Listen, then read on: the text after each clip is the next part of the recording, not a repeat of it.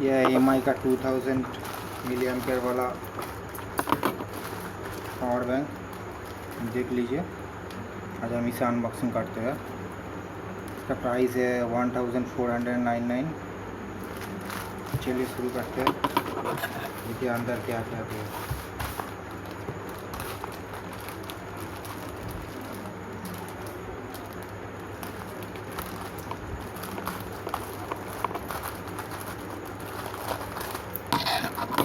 अंदर सीधे तो बॉक्स के अंदर दिया है।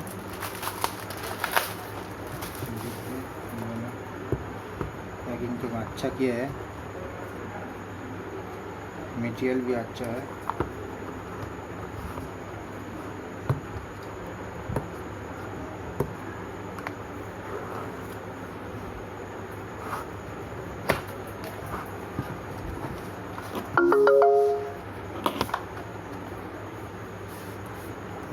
ये वाइट वाला है, इसके साथ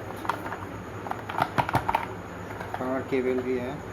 इसे माइक्रो यूएसबी है, सी टाइप का नहीं है।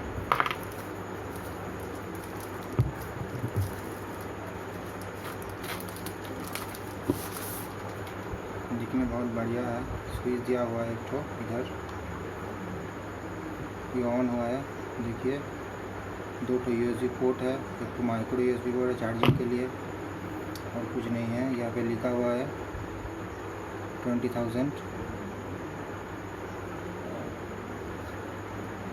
सॉरी गलती हो गया, पहले हम बोला 2000, ये है 20,000। ठीक है, थैंक यू।